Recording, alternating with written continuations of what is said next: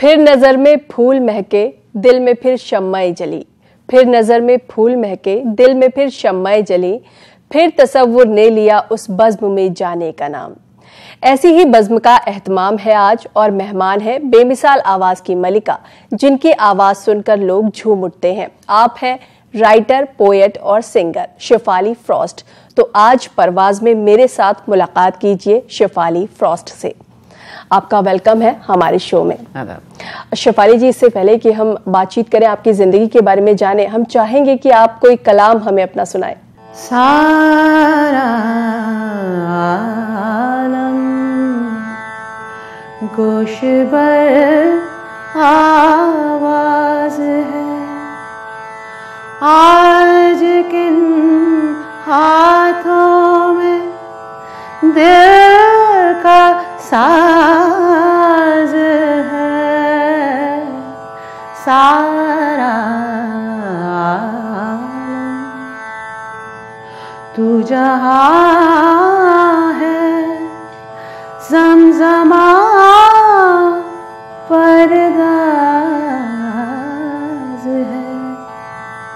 दिल जहाँ है, गोशबर आवाज़ है। दिल जहाँ है। बहुत खूब, बहुत ही शानदार। शेफाली जी, अगर आपके शुरुआती दिनों की बात करें या आपके बचपन की बात करें, तो आपको वो कौन सा वक्त याद आता है जब आपका रुझान गायकी की तरफ हो गया? शायद मैं हमेशा से गाती रही हूँ, और हमारे घर में गाने वगैरह का ज़्यादा प्रचलन था नहीं, ना गाने का ना लिखने का, ज़्यादा पढ़ाई पढ़ाई पढ़ाई, जैसा कि हर घर में अब होता है। तो मेरे ख्याल से वो मेरी बगावत भी थी कि गाना है और लिखना है। तो तब से मैं बगावत कर रही हूँ और लिख रही हूँ और गा रही हूँ। पसंदीदा शायर की बात करें तो मजाज आपको बहुत ज़्यादा पसंद है, मजाज लखनवी। तो आप को ये क्यों पसंद है? क्या ख़ास इनके कलाम में आपको नज़र आता है? एक्चुअली आप मजाज लखनवी कह रही हैं तो रदौली वाले काफ़ी आपसे नाराज़ होंगे, क्योंकि वो एक्चुअली थे रदौली के। मजाज साहब एक जुनूनी शायर थे, लेकिन उनका जुनून जो था वो बहुत ज़्यादा इन्फॉर्म्ड था उनकी सोच से, उनकी समझ से, उनकी सेंस ऑफ हिस्ट्री से। अच्छा। और मजाज साहब एक बहुत मिसअंडरस्टूड शायर भी हैं। लोग समझते हैं कि उन्होंने इश्क का कलाम लिखा और उसके बाद फिर उनकी 44 साल की उम्र में उनकी मृत्यु हो गई थी। 44 साल की उम्र में ये शख्स ऐसा काम कर गया जो कि शायद हर दौर में हमारे लिए रेलेवेंट है और हर दौर में उसे समझा जाएगा। और मजाज साहब को समझना, दुनिया को समझना, ज़िंदगी को समझना सिखाता है। तो मेरे लिए मजाज साहब बहुत ही सिग्निफिकेंट, बहुत ही इम्पोर्टेंट इंसान हैं हमारी पूरी सेंस ऑफ हिस्ट्री में। जो जिस हिस्ट्री में अभी हम जी रहे हैं, अगर हम मजाज साहब को पढ़ते हैं तो हमें समझ में आता है कि हम आए कहाँ से हैं, हम किस दौर से आए हैं और कहाँ जाना है, कहाँ नहीं जाना है, इसकी समझ भी मजाज से बहुत मिलती है। जैसे आप खुद बता रही हैं कि उनके कलाम में ये मिलता है कि हम किस दौर से आए हैं और हमें कहाँ जाना है, तो कहाँ जाना है हमें? अख्तरुज़्ज़मान साहब भी अलीगढ़ के थे, जो मेरे बहुत पसंदीदा शायर हैं। तो वो एक बार कहते थे कि जो है शायर का जो काम है और हर फन का, हर क्रिएटिव एक्ट का जो काम है, वो है जिंदगी में मायने तलाशना। दुनिया में मायने तलाशना, जिंदगी में मायने तलाशना। तो हम कहाँ जा रहे हैं, यही जो जद्दोजहद है, यही आर्ट का काम है। तो मुझे पता नहीं हम कहाँ जा रहे हैं, लेकिन और हर बार आप डायलेक्टिकली जब आप मूव करते हैं तो आपको लगता है कि सडनली आपको कुछ मिला और फिर उसका विरोधाभास आपको दिखता है। इस तरीके से समाज आगे बढ़ता है, इस तरह से इंसान की सोच आगे बढ़ती है। और यही शायद हमारा कहीं जाना है। जब हम सोचना बंद कर दें, जब हम ये समझ जाएं कि हमें सब कुछ समझ में आ गया, तो शायद फिर जिंदगी खत्म हो जाती है, सिविलाइजेशंस खत्म हो जाते हैं, कंट्रीज खत्म हो जाती हैं। और उस दौर से हमें बहुत कुछ सोच समझ कर इस समय मिलना है, जहाँ पर ये है कि हम सब कुछ जान गए और ये तो फिर तो खत्म होने का समय आ गया। जैसे आपने हमें मजाज लखनवी के बारे में तो बता दिया, और आपके शिव कुमार बटालवी और फैज़ अहमद फैज़ ये भी काफ़ी पसंदीदा शायर हैं, आप इनके कलाम काफ़ी गाती हैं, तो इनमें क्या ख़ास है, क्या पसंद आता है आपको? देखिए, one second, sense of history. मुझे लगता है कि जिस समाज में हिस्ट्री के साथ खिलवाड़ हो, जिस समाज में हिस्ट्री की समझ पर बंदिश लगे, और एक ही तरीके की हिस्ट्री को देखने की जद्दोजहद चले कि बस इसी को मानिए, तो वो जब तक आप ये नहीं जानते, ये मेरा मानना है और मानना इस तरीके से, जब तक आप नहीं जानते कि आप कहाँ से आए, जब तक आप इस बात को समझने की कोशिश नहीं कर रहे कि आप कहाँ से आए हैं, आप कहाँ जा रहे हैं, वो बहुत मुश्किल काम है। और इस समय मेरे ख्याल से हम जहाँ जा रहे हैं या जाने की सोच रहे हैं, वो शायद हमारी सेंस ऑफ हिस्ट्री से जुड़ा हुआ नहीं है। मजाज हुए, फैज़ अहमद फैज़ हुए, और शिव कुमार बटालवी हुए, इन्होंने आज़ादी के दौर में, पार्टीशन के दौर में, इन्होंने मजलूमों के बारे में, इन्होंने हमारे देश में क्या क्या सामने, देश समाज के सामने क्या क्या मुश्किलें खड़ी हैं, उसके ऊपर बहुत बहुत खुल के लिखा और बहुत लेयर्ड तरीके से लिखा। एक ही बात नहीं कही, बहुत ही लेयर्ड, बहुत ही अलग अलग आयाम उसके दिखाए। तो वो जो अलग अलग आयाम, जो देखने का तरीका, जो कि आपको पोइट्री देती है, और जो इन शायरों ने दिया, तो वो मुझे इतना अच्छा लगता है। मैं जितने बार इनको पढ़ती हूँ, मैं बहुत ज्यादा समझदार नहीं हूँ, मेरे से बहुत बहुत जानने वाले, समझने वाले हैं, तो मैं हर बार जितनी बार समझने की कोशिश करती हूँ, मुझे लगता है अरे ये तो बच गया। इतनी तहें हैं, इतनी लेयर्स हैं इनकी राइटिंग में, आपको समझ में नहीं आएगा कि ये अभी क्रांति की बात कर रहे हैं, कि ये इश्क की बात कर रहे हैं, ये देश की बात कर रहे हैं, कि ये सूफियों की बात कर रहे हैं। बजाज के बारे में आपने कहा, मुझे लगता है कि वो एक क्रांतिकारी तो थे, एक आशिक भी थे, और एक सूफी भी थे। तो उनको समझना, समाज को और अपने आप को समझना है, इसीलिए मुझे ये शायर बहुत पसंद है। जैसे आपने हिस्ट्री की बात कही, आज के दौर में हम जी रहे हैं और हम देखते हैं कि बहुत जगह हिस्ट्री को मिटाने का काम हो रहा है, तो आप इस दौर के लिए क्या कहना चाहेंगे? ये कोशिश तो हो रही है, लेकिन मेरे ख्याल से पूरी नहीं हो पाएगी, क्योंकि हिस्ट्री का जो लॉजिक है, that is a truth in itself. Okay, उसको देखने के तरीके में आप वाद विवाद कीजिए, और वो वाद विवाद बहुत जरूरी है। मतलब अगर मैं ये सोच लूं कि भाई मेरी ये पॉलिटिक्स है, ये मेरी अंडरस्टैंडिंग है और यही सही है, तो वो भी गलत होगा। लेकिन जब आप वाद विवाद बंद कर देंगे, तो वही जैसे कि मैंने कहा कि समाज मर जाता है। इंसान जब ग्रो करना बंद कर दे, तो वो भी अंदर से मर जाता है। समाज के साथ भी वही होता है, चाहे वो देश हो, चाहे काल हो। तो ये बहुत जरूरी है कि हम सेंस ऑफ हिस्ट्री में एक्सप्लोरेशन के बारे में एक्साइटेड रहें। हम अपने बच्चों को ये नहीं सिखाएं कि यही था, हम अपने बच्चों को क्वेश्चन करना सिखाएं कि ये था तो क्यों था, और ये था भी कि नहीं था। और इसकी समझ हिस्ट्री की किताबों से नहीं होती, इसकी समझ टेलीविजन से तो बिल्कुल ही नहीं होती। इसकी समझ होती है लिटरेचर से, और सिस्टमैटिकली हमारी जो एजुकेशन सिस्टम है आज, उसने लिटरेचर से लोगों को अलग किया है, पोइट्री से तो बिल्कुल ही अलग किया है। और जब आप लिटरेचर और पोइट्री से अलग हो, जैसे कि आपने एक किताब पढ़ी, आपको एक तरीका दिखा देखने का, दूसरी पढ़ी आपको दूसरी दिखा, तो वो आपकी लेबोरेटरी ऑफ लाइफ हो जाती है। Literature is the laboratory of life, poetry is the laboratory of life. पर जब हम बच्चों को पढ़ाई में, पढ़ने में, लोगों को लिटरेचर से अलग करते हैं, तो सेंस ऑफ हिस्ट्री का जो लॉस होता है वो बहुत जबरदस्त होता है। ये सब इंटरकनेक्टेड हैं, तो ये बहुत ज्यादा जरूरी है। आशिफ अली जी, शुरू में आपने कहा था कि आपने बगावत की है घर वालों से, तो आपने ये क्यों कहा कि बगावत की है, और ये कैसी बगावत थी? ये बगावत सिर्फ घर से नहीं होती, घर समाज से जुड़ा हुआ होता है ना। तो माँ बाप जो आपके लिए बहुत ही अच्छा चाहते हैं, वो सोचते हैं कि पढ़ाई लिखाई कर लो, इंजीनियर डॉक्टर बन जाओ, अच्छा वो नहीं करो तो IAS ऑफिसर तो बन ही जाओ, कुछ तो करो लाइफ में। अच्छा। और मुश्किल मेरी जिंदगी में ये थी कि मैं पढ़ाई में बहुत ज्यादा अच्छी थी, तो वो एक्सपेक्टेशंस आपसे ये नहीं सोचा जाता है कि जो है आपका दिमाग बड़ा है, ये सोचता है कि इसको कैसे नैरो से दायरे में इसको एक लाइफ स्किल सिखा के, जिससे आप खा कमा सकें और दुनिया में नाम हो सके आपका। मेरे साथ क्या है कि over a period of time I've understood कि I don't have personal ambitions of success, और ये समझना और सोचना मेरे लिए बहुत लंबी प्रक्रिया थी, क्योंकि आप उस समाज से आते हैं जहां पर अगर पर्सनल एम्बिशन ऑफ सक्सेस नहीं हो, तो इसका मतलब आप किसी तरीके से फिट नहीं बैठते हैं समाज में, है ना। और जब आप गाते भी हैं और आप लिखते भी हैं और आप पढ़ाई में भी अच्छे हैं और अला फला चीजों में भी आप करें तो लोगों को लगता है कि यार अब तो बस हो गया, इसका तो फ्यूचर बन गया। और आपको लगता है कि यार मुझे अपने फ्यूचर के बारे में जो नहीं करना है वो ज्यादा समझ में आ रहा है, जो करना है वो नहीं समझ में आ रहा है। क्योंकि जैसा कि मैंने कहा कि हमारे सामने रास्ते वो नहीं खुले हैं जिसमें हम अपने आप को अंदर से एक्सप्लोर करें, है ना। बाहर क्या करना है उसके एक्सप्लोरेशन के लिए लाखों रास्ते हैं और बहुत आपको समझाने वाले भी लोग मिल जाएंगे, ये करो वो करो।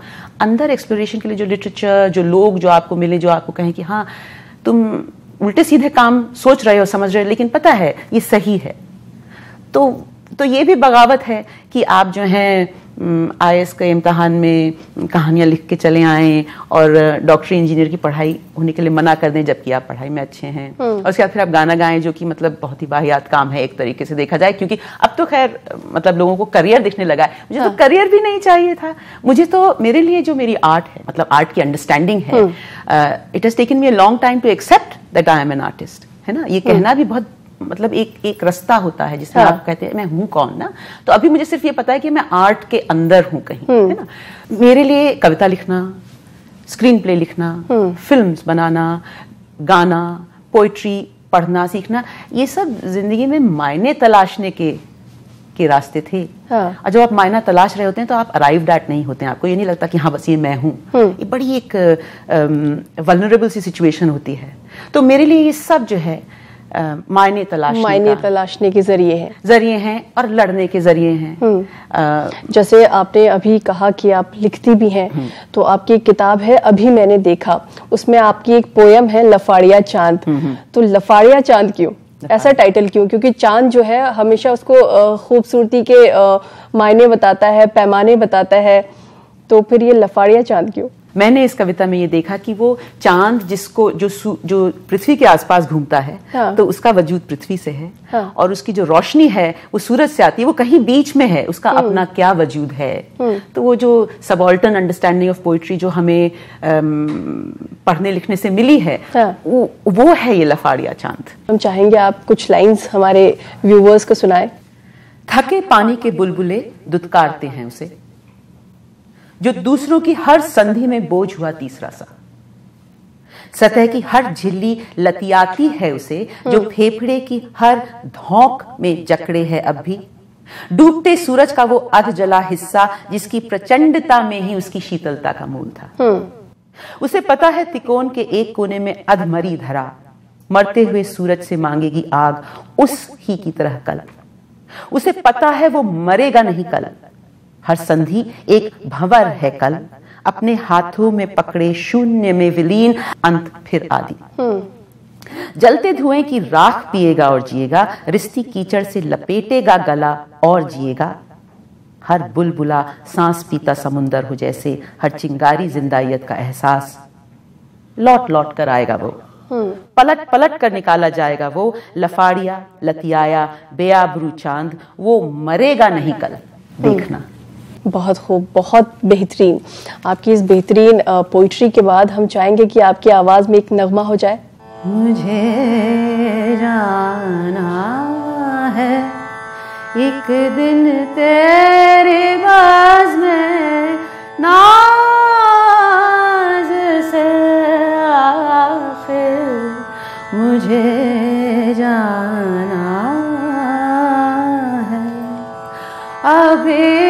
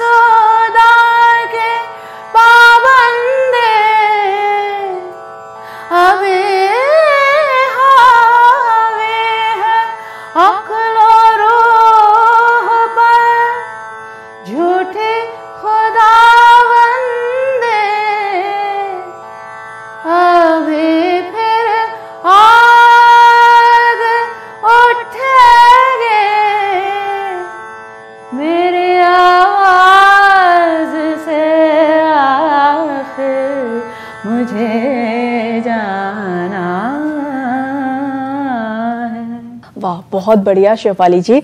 जो फीमेल राइटर्स हैं उनसे ये एक्सपेक्ट किया जाता है कि वो जो सॉफ्ट टॉपिक पे लिखें, और अक्सर लिखती भी हैं, उसी के इर्द गिर्द उनकी कहानियाँ, किताबें और कविताएं होती हैं।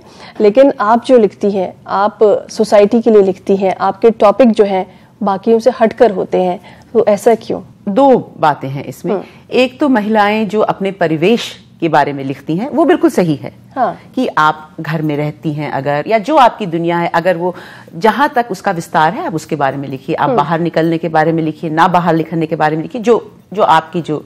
हाँ। तो वो एक तरीका है लिखने का। और दूसरा ये है कि अगर आप ये सोच के लिख रहे हैं कि आपसे ये एक्सपेक्टेड है राइटिंग, तो आप वो लिखते हैं जो कि मार्केट आपसे डिमांड करता है। लेकिन मैंने जैसे आपसे पहले कहा ना कि मेरी पर्सनल एम्बिशन उस तरीके की है नहीं। हाँ। मुझे सीरियसली इस बात से फर्क नहीं पड़ता कि लोग मुझे नहीं पढ़े, नहीं पढ़ी, क्योंकि मैं तो वही लिखूंगी जो मुझे दिखेगा। मैं वो उतारती हूँ जो मुझे दिखता है, उसके बाद मैं उस पर काम करती हूँ, और बहुत बहुत काम करती हूँ। लेकिन मैं इसलिए नहीं लिखती हूँ कि लोग उसे पढ़कर सराहें। तो शायद इसलिए मेरे जो आप कह रही जो मैं लिखती हूँ, हाँ। वो नहीं है जो शायद जिसके लिए महिला कविता जानी जाती है। शेफाली जी, जैसे आप कॉन्सर्ट्स के लिए बाहर भी जाती हैं हिंदुस्तान से, और हिंदुस्तान में भी काफ़ी सारे आपके कॉन्सर्ट्स होते रहते हैं, तो आपने एक तरीके से यहाँ का कल्चर और बाहर का कल्चर देखा है। तो अगर मैं डिफरेंस पूछूं औरतों की आज़ादी को लेकर, तो क्या डिफरेंस देखती हैं, क्या महसूस करती हैं? बाहर तो बहुत वृहद दुनिया है, बाहर हाँ। तो मतलब डिग्रीज ऑफ सेपरेशन की बात है। हाँ। कुछ जगह ऐसी है जहाँ पर महिलाओं के मुद्दों पर सवाल उठाना आसान है। हमारे यहाँ हम उस आज़ादी की तरफ जाने की कोशिश कर रहे हैं, लेकिन हर समाज में ये जो डिफरेंशिएशन है, चाहे वो क्लास का हो, चाहे वो जेंडर का हो, चाहे वो वर्ग का हो, चाहे वो महिला और पुरुष का हो, वो हर जगह है। उसकी डिग्रीज अलग हो सकती हैं और हम उस डिग्री से आगे बढ़ने की कोशिश करते हैं। तो ऐसा नहीं है कि बाहर महिलाओं का शोषण नहीं है। कुछ लोग हैं जो समझते हैं, कुछ लोग जो हैं जो जानबूझ के नहीं समझना चाहते हैं कि उनकी जो निहित है, उनका जो स्वार्थ है, उसको ना समझने में। आजकल आप मी टू कैंपेन के बारे में सुन रही होंगी, तो आपके इसके बारे में क्या ख्याल है? नहीं, तो बहुत ही बढ़िया बात है कि ये बात आ रही है बाहर, लेकिन मुझे लगता है कि इसे और अंदर तक जाना है। क्योंकि अगर हम शहर से थोड़ा सा दूर जाके देखें तो इतना एंडेमिक है फीमेल एक्सप्लॉयटेशन। और शहरों में भी अगर आप देखें, जहां पर महिलाएं और पुरुष साथ साथ काम करते हैं, चाहे वो पुलिस का महकमा हो, चाहे वो दुकानदारी में हो, चाहे कहीं भी हो, जो एक्सप्लॉयटेशन का लेवल, जिसमें वो लड़कियां कह भी नहीं पाती कुछ, क्योंकि उन्हें लगता है कि रोजी रोटी कहां से चलेगी। मुझे लगता है कि ये कहीं यहीं पर रुक के न रह जाए। अगर हम उर्दू की बात करें तो आजकल जबानों का भी मजहब हो गया है। आप उर्दू को पढ़ती हैं, उर्दू शायरों की शायरी को अपनी आवाज देती हैं, इसके बारे में आप क्या कहेंगी? मैं जिस घर में पली बढ़ी और जिस समाज में पली बढ़ी, वहां पर उर्दू को बिल्कुल हटा दिया गया। कि पार्टीशन के बाद उर्दू को आपने या तो मुसलमानों की जुबान बोल दिया, या पाकिस्तान की जुबान बोल दिया। अच्छा, पाकिस्तान में भी किसी को उर्दू से मतलब नहीं, वहां लोगों को पंजाबी से मतलब है, पंजाबी ज्यादा बोली जाती है, तो वहां भी उर्दू थोपी हुई है। हमारे ऊपर एक खास तरीके की संस्कृताइज्ड हिंदी थोप दी गई, जबकि बोलचाल की भाषा तो उर्दू थी, है ना, और उर्दू है, हम उसे लिखते नहीं है उसमें। लेकिन प्रॉब्लम क्या होती है कि हमें वो जो लिखना पढ़ना नहीं सिखाया जाता और शायरी और लिटरेचर से जो अलग किया जाता है, तो उसकी जो तहे हैं उस तक जाना आप बाद में आते हैं। मैं काफी बाद में आई उसमें, तो मैं अभी तक जूझ रही हूँ उससे।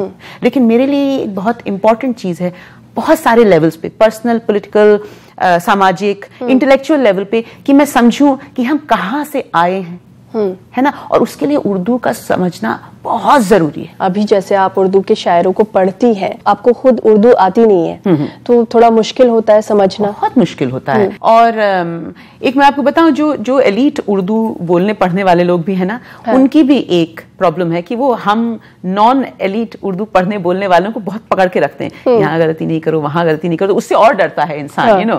तो ये हमें थोड़ा सा खुलापन चाहिए उर्दू में भी, कि हम जो है उसे थोड़ा सा और खुलने दें लोगों को, मुझ जैसे लोग जो उस तक आ रहे हैं। मैं बहुत मेहनत करती हूँ उसको समझने में, क्योंकि मुझे लगता है कि मुझे जो कुछ वहाँ से मिलता है वो और कहीं से नहीं मिलता। लेकिन मैं आपको बताऊँ, लिटरेचर और उर्दू को अपने समाज में जब जगह नहीं देंगे, जैसे बिना आधा गाँव पढ़े हुए, बिना कमलेश्वर का कितने पाकिस्तान पढ़े हुए जब आप पार्टीशन समझने की कोशिश करेंगे, बिना रेणु को पढ़े हुए आप अंचलों को समझने की कोशिश करेंगे, है ना, बिना तुलसी राम को पढ़े हुए आप दलित पॉलिटिक्स अंडरस्टैंड करने की कोशिश करेंगे, तो वो लिमिटेड होगी, या तो एकेडमिक होगी या फिर वो इग्नोरेंट होगी, या फिर बहुत हुआ तो लिव्ड एक्सपीरियंस से आपको कुछ सीखने को मिलेगा। लेकिन वंस अगेन उर्दू इज, मुझे तो लगता है मेरे लिए बहुत ही, और मैं ये नहीं कह रही कि पैन इंडिया लैंग्वेज है, पर उर्दू जितनी भारतीय है उतनी कम लैंग्वेजेस हैं, क्योंकि ये एक कैंप लैंग्वेज थी जिसमें कि दखनी भी मिली हुई है, जिसमें गुजराती भी मिली हुई है, जिसमें पंजाबी भी मिली हुई है। तो लिखने की जो इबारत की वजह से आपने उसे विदेशियों की जुबान कह दिया, लेकिन भाषा तो ये हमारी कॉम्पोजिट भाषा है, यही तो हमारी भाषा है। एक लंबे अरसे तक आप मीडिया के साथ भी जुड़ी रही, लेकिन इराक वॉर के बाद आपने खुद को मीडिया से अलग कर लिया। जिस तरीके के मीडिया में अब हम के साथ हम जो जी रहे हैं उसमें बहुत ज्यादा पैसा और टीआरपी जो खेल है, उस वजह से बहुत बार ऐसा होता है, काफी बार ऐसा, हर बार नहीं होता, कि you are playing to the people who are either paying for your subscription. जो पब्लिक ब्रॉडकास्टिंग की जो सिस्टम है, सर्विस है, उसको भी वो भी इंडिपेंडेंट नहीं होता। तो आपको ये लगता है कि जो है आप सोच रहे हैं कि आप जो है समाज के लिए की बुराइयों से लड़ने के लिए, उसे बदलने के लिए मीडिया में आते हैं, और फिर सडनली आप पाते हैं कि अरे ये तो कोल्यूजन है, यहाँ पर वही बोला जा रहा है जो लोग मोटे मोटे तौर पर सोचा गया है कि सुनना चाहते हैं, है ना, वो भी कुछ कम लोगों की समझ के हिसाब से पूरा देश समझ रहा है दुनिया को ना। तो वो मेरे लिए बहुत ज्यादा डिफिकल्ट हो गया। तो मैंने सोचा कि अब मैं इस सिस्टम से बाहर आके काम करूंगी। फिर और ये भी था कि मुझे लिखने की जो स्वतंत्रता चाहिए थी, गाने की, स्क्रीन प्ले में हो चाहे वो कविता में हो, तो वो मुझे बाहर आके करना पड़ा। शेफाली जी, आप मजाज के ऊपर बहुत ज्यादा काम कर रही हैं, तो आपकी आवाज में उनका कोई कलाम हो जाए। शहर की रात और मैं नाशादो नाकारा फिरूं, जगमगाती जागती सड़कों पे आवारा फिरूं, गैर की बस्ती है कब तक दर बदर मारा फिरूं, मैं दिल क्या करूं, मैं दिल क्या करूं, वहशते दिल क्या करूं, मैं दिल क्या करूं। मुफलिसी और ये मज़ाहिर है नजर के सामने, सैकड़ों सुल्ताने जाबिर है नजर के सामने, सैकड़ों चंगेज़ो नादिर है नजर के सामने, मैं दिल क्या करूं, वहशते दिल क्या करूं, मैं दिल क्या करूं। बहुत ही खूबसूरत कलाम, आवारा जिसका नाम है, जो कि बहुत ही मकबूल उनकी नज्म है। जी शेफाली जी, आप हमारे स्टूडियो में आई, तमाम बातें अपनी ज़िंदगी से जुड़ी आपने हमें बताई। आपका यहाँ आने के लिए बहुत बहुत शुक्रिया। मुझे यहाँ लाने के लिए, बुलाने के लिए, मुझसे बात करने के लिए आपका बहुत बहुत शुक्रिया। फिर परवाज में आपसे मुलाकात होगी किसी ऐसे ही बेहद हसीन सितारे के साथ। फिलहाल हमें दीजिए इजाजत। आदाब।